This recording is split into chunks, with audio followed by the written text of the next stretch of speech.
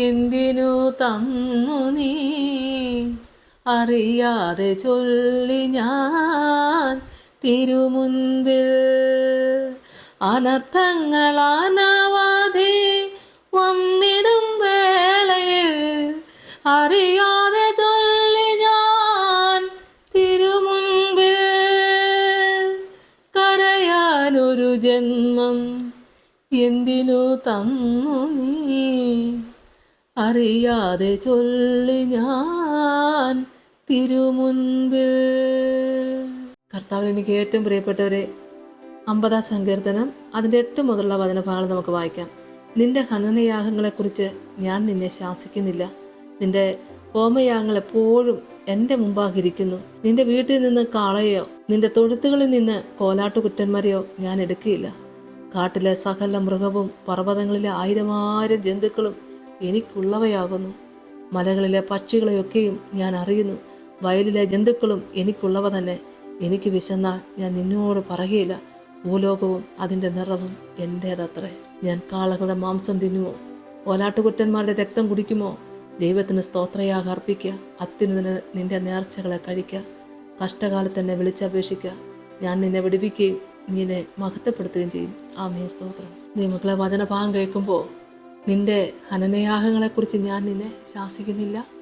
നിന്റെ ഹോമയാഗങ്ങൾ എപ്പോഴും എൻ്റെ മുമ്പാകെ ഇരിക്കുന്നു. നിന്റെ വീട്ടിൽ നിന്ന് കാളകളെയോ നിന്റെ തൊഴുത്തുകളിൽ നിന്ന് കോലാട്ടുകുറ്റന്മാരെയോ ഞാൻ എടുക്കുകയില്ല. കാട്ടിലെ സകല മൃഗവും പർവ്വതങ്ങളെ 1000 ജന്തുക്കളും എനിക്കുള്ളവയാകുന്നു. എത്ര സത്യം! ആമേൻ. ആണല്ലോ ദൈവമക്കളെ. ഹല്ലേലൂയ. വാർത്തതയില്ലാതെ കർത്താവെ, സകല മഹത്വവും പുകഴ്ചയും എൻ്റെ കർത്താവിൻ്റെ തന്നെയാണ്. എല്ലാം ആകാശവും ഭൂമിയും സകലവും ഉണ്ടാകട്ടെ എന്ന് പറഞ്ഞപ്പോൾ ഉണ്ടായത് മാത്രമാണിതെല്ലാം. ഹല്ലേലൂയ, സ്തോത്രം. എന്നിട്ട് എൻ്റെ കർത്താവ് തിരുവചനത്തിലൂടെ ഇങ്ങനെ നമ്മളെ കേൾപ്പിക്കുമ്പോൾ ഈ ദൈവപ്രവൃത്തി എത്ര വലുതാണ്. മലകളിലെ പക്ഷികളെയൊക്കെ ഞാൻ അറിയുന്നു. വയലിലെ ജന്തുക്കളും എനിക്കുള്ളവ തന്നെ. എനിക്ക് വിശന്നാൽ ഞാൻ നിന്നോട് പറയുകയില്ല. ഭൂലോകവും അതിൻ്റെ നിറവും എൻ്റേതത്രേ. ഞാൻ കാളകളുടെ മാംസം തിന്നുമോ? കോലാട്ടുകൊറ്റന്മാരുടെ രക്തം കുടിക്കുമോ? ഇതൊന്നും യാഗമായി അർപ്പിക്കേണ്ടതില്ല എന്ന് നമ്മളെ കേൾപ്പിക്കുമ്പോൾ ദൈവമക്കളെ, ഇനി എന്താണ് ആ ദൈവത്തിൻ്റെ സ്നേഹം നമ്മളെ തേടി വരുന്നത് ഓർത്ത് നോക്കുക. എനിക്ക് ഇന്നതൊക്കെ വേണം എന്നല്ല എൻ്റെ കർത്താവ് പറയുന്നത്. സ്തോത്രം. പാപികളെ, മഹാപാപികളായ നമ്മളെയൊക്കെ നോക്കിക്കൊണ്ട് മടങ്ങി വരാൻ വിളിക്കുന്ന ദൈവം, എടുത്തു പറയാൻ ഒരു ഗുണമില്ലാത്ത നമ്മളെയൊക്കെ മടങ്ങി വരാൻ വിളിച്ച് 2 കൈയും നമുക്ക് വേണ്ടി നീട്ടി നിൽക്കുന്ന ഈ ക്രിസ്തുവിൻ്റെ സ്നേഹത്തിന് തുല്യം നിൽക്കാൻ മറ്റൊന്നും ഇല്ല ദൈവമക്കളെ, ആരുമില്ല. സ്തോത്രം. അതിന് നമ്മളെ കേൾപ്പിക്കുന്നത് ദൈവത്തിന് സ്തോത്രയാഗം അർപ്പിക്കുക. അത് മതി. സ്തോത്രം എന്ന യാഗം അർപ്പിക്കുന്നവനെ മഹത്വപ്പെടുത്തുന്നു. സ്തോത്രയാഗം അർപ്പിക്കുക. അത്യുന്നതന് നിന്റെ നേർച്ചകളെ കഴിക്കുക. കഷ്ടകാലത്ത് എന്നെ വിളിച്ചപേക്ഷിക്കുക. ഞാൻ നിന്നെ വിടുവിക്കുകയും നീ എന്നെ മഹത്വപ്പെടുത്തുകയും ചെയ്യും. കഷ്ടകാലത്ത് ആരാ ദൈവമക്കളെ കൂടെ വരുന്നത്? കഷ്ടകാലം എന്ന് പറയുമ്പോൾ നിന്ദയുടെ സമയം, ഞെരുക്കത്തിൻ്റെ സമയം, നഷ്ടങ്ങളുടെ സമയം, കണ്ണുനീരിൻ്റെ സമയമാണ്. ആ കഷ്ടത്തിലൂടെ കടന്നു പോകുന്ന ദൈവമക്കൾക്ക് ഇപ്പോൾ മനസ്സിലാകും ഞാനീ പറയുന്ന കാര്യങ്ങൾ. കഷ്ടത്തിലൂടെ കടന്നു പോയിട്ടുള്ളവർക്കും മനസ്സിലാകും ഇപ്പോൾ പറഞ്ഞിരിക്കുന്ന ഈ വചനത്തിൻ്റെ സാരം എത്ര സത്യമാണെന്ന്. ദൈവത്തിന് സ്തോത്രം. കഷ്ടകാലത്ത് എന്നെ വിളിച്ച് അപേക്ഷിക്കുക. ഞാൻ നിന്നെ വിടുവിക്കുകയും നീ എന്നെ മഹത്വപ്പെടുത്തുകയും ചെയ്യും. ഈ കഷ്ടതയുടെ സമയത്ത് എത്ര കാലങ്ങളായി ദൈവമക്കളെ കഷ്ടത അനുഭവിക്കുക? എത്ര നാളായി? ചിലപ്പോൾ പറയല്ലേ, ഓർമ്മ വെച്ച കാലം മുതൽ ഈ മഹാകഷ്ടത തന്നെ അനുഭവിച്ചിരിക്കുന്നത്. ഇനിയൊരു സമാധാനം ഉണ്ടാവുമോ? ഇനി ഒരിക്കലെങ്കിലും സന്തോഷം കാണാൻ പറ്റുമോ? ഇതേ അനുഭവത്തിലിരിക്കുന്ന പ്രിയപ്പെട്ടവരെ, കർത്താവിന് നിങ്ങളെ കൊണ്ട് ആവശ്യമുണ്ട്. ഈ വചനം കർത്താവ് നിങ്ങൾക്ക് വേണ്ടി ഒരുക്കി തന്നതാണെങ്കിൽ എനിക്കും നിങ്ങൾക്കും വേണ്ടി തന്ന ഈ വചനം എത്ര സത്യമാ ദൈവമക്കളെ. കഷ്ടകാലത്ത് എന്നെ വിളിച്ചപേക്ഷിക്കാന്നാ പറഞ്ഞേ. ഒരു കഷ്ടകാലം വരുമ്പോഴത്തേക്കിന് കൈവിട്ടിട്ട് പോകുന്ന ബന്ധങ്ങളേ ഉള്ളൂ ദൈവമക്കൾ ഈ ലോകത്തെല്ലാം. അറപ്പോടും വെറുപ്പോടും മാറി നിന്ന് ശത്രുക്കളുടെ മുമ്പിൽ അവരുടെ കൂടെ നിന്ന് നമ്മളെ പ്രയാസപ്പെടുത്തുന്നവർ മാത്രമേ ഉള്ളൂ. കഷ്ടതയുടെ നടുവിലേക്ക് നമ്മൾ കടന്നു പോയിട്ടുള്ള ഓരോരുത്തരുടെ അനുഭവങ്ങൾ സത്യമല്ലേ? കഷ്ടത വരുമ്പോൾ ആരാ പ്രിയപ്പെട്ടവര് നമ്മുടെ കൂടെ നടക്കാൻ ഉള്ളവർ?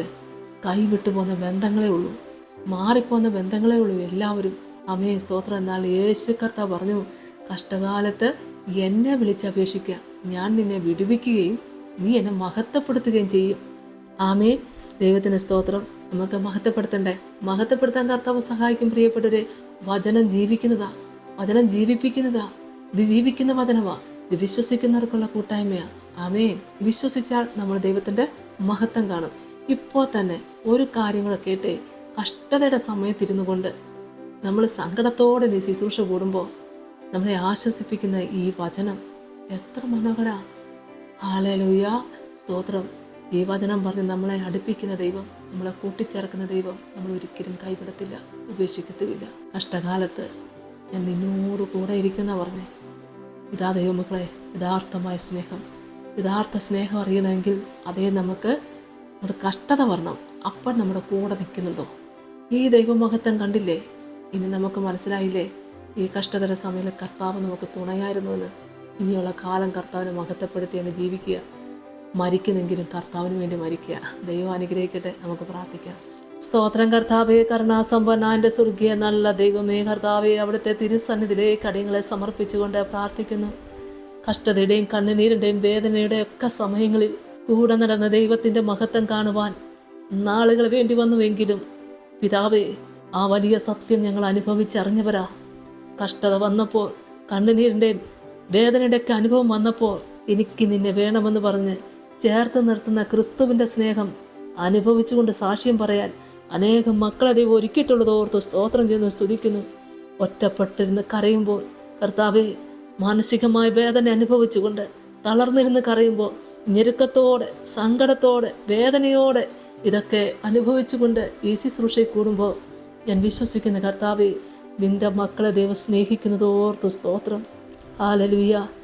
എല്ലാവരും മാറിപ്പോയാലും കഷ്ടതയുടെ സമയത്ത്, കഷ്ടകാല സമയത്ത് മാറാത്തൊരു ദൈവമുണ്ടെന്ന് അനുഭവിച്ചറിയുന്നവരാകത്താവേ ഞങ്ങൾ ഓരോരുത്തരും.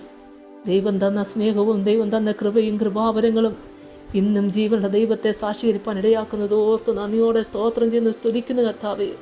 മഹത്വം പുകഴ്ചയെല്ലാം അങ്ങെടുക്കണമേ. ഇതിൽ പങ്കുചേർന്ന എല്ലാ പ്രിയപ്പെട്ടവരെയും ദൈവം അനുഗ്രഹിക്കണമേ.